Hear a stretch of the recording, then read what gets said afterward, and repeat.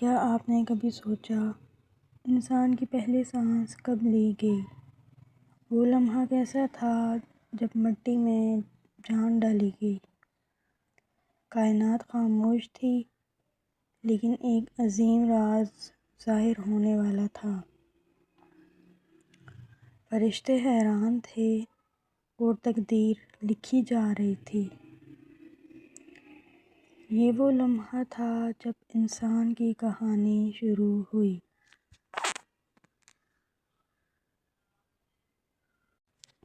یہ کہانی ہے انسان کی ابتدا کی۔ یہ کہانی ہے حضرت آدم علیہ السلام کی تخلیق کی۔ اللہ تعالیٰ نے انہیں زمین پر اپنا خلیفہ بنانے کا فیصلہ کیا۔ یہ فیصلہ صرف ایک تخلیق نہیں، ایک عظیم ذمہ داری تھا۔ قرآن ہمیں اس واقعے کو بار بار یاد دلاتا ہے۔ یہی وہ لمحہ ہے جہاں سے انسان کی آزمائش شروع ہوتی ہے۔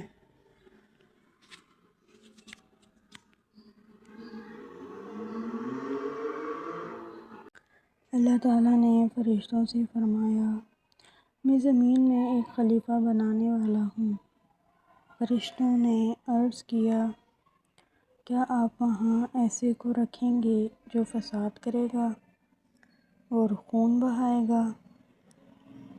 جبکہ ہم تسبیح اور حمد کرتے ہیں۔ اللہ نے فرمایا، میں وہ جانتا ہوں جو تم نہیں جانتے۔ یہ ایک راز تھا جو ابھی ظاہر ہونا باقی تھا۔ یہ انسان کی عظمت کا پہلا اعلان تھا۔ اللہ تعالیٰ نے انسان کو مٹی سے پیدا کرنے کا فیصلہ کیا۔ زمین کی مختلف جگہوں کی مٹی جمع کی گئی، اسی لیے انسانوں کے رنگ اور مزاج مختلف ہیں۔ مٹی کو شکل دی گئی، خاموش اور بے جان۔ وقت گزرتا رہا اور وہ شکل مکمل ہوئی۔ فرشتے اسے دیکھتے اور حیران ہوتے۔ یہ ایک نئی مخلوق تھی جو ابھی بے روح تھی۔ پھر وہ لمحہ آیا جس کا انتظار تھا۔ اللہ تعالیٰ نے اس مٹی کے جسم میں روح پھونکی۔ اچانک ایک بے جان جسم زندہ ہو گیا۔ حضرت آدم علیہ السلام نے آنکھیں کھولیں۔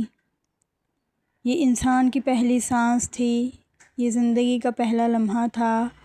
کائنات میں ایک نئی مخلوق آ چکی تھی۔ اللہ تعالیٰ نے آدم علیہ السلام کو چیزوں کے نام سکھائے۔ یہ علم انسان کی سب سے بڑی طاقت تھا۔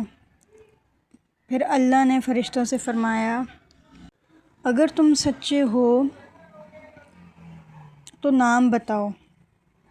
فرشتے عاجز ہو گئے اور بولے، ہم نہیں جانتے۔ پھر آدم علیہ السلام نے سب نام بتا دیے۔ یہ علم کی فتح تھی اور انسان کی فضیلت کا اعلان۔ اللہ تعالیٰ نے فرشتوں کو حکم دیا، آدم علیہ السلام کو سجدہ کرو۔ تمام فرشتے فوراً سجدے میں گر گئے، لیکن ایک نے انکار کیا، وہ تھا ابلیس۔ اس نے تکبر کیا اور کہا، میں بہتر ہوں، میں آگ سے بنا ہوں اور یہ مٹی سے۔ یہ پہلا غرور تھا جو ان شیطان کو تباہی کی طرف لے گیا۔ ابلیس نے اللہ کے حکم کو ٹھکرا دیا اور اپنی انا میں ڈوب گیا۔ اللہ نے اسے مردود قرار دیا۔ ابلیس نے مہلت مانگی قیامت تک کے لیے اور قسم کھائی کہ انسانوں کو گمراہ کرے گا۔ یہ دشمنی کی ابتدا تھی انسان اور شیطان کے درمیان۔ یہ وہ لمحہ تھا جب انسان کی حقیقت واضح ہوئی، ایک طرف علم، دوسری طرف تکبر، ایک طرف اطاعت، دوسری طرف نافرمانی۔ آدم علیہ السلام کو عزت ملی علم کی وجہ سے اور ابلیس کو ذلت ملی غرور کی وجہ سے۔ یہی وہ سبق ہے جو قیامت تک زندہ رہے گا۔ یہ کہانی صرف ماضی نہیں، ہماری حقیقت ہے۔ انسان کی عزت علم اور عاجزی میں ہے۔ غرور انسان کو شیطان کے راستے پر لے جاتا ہے۔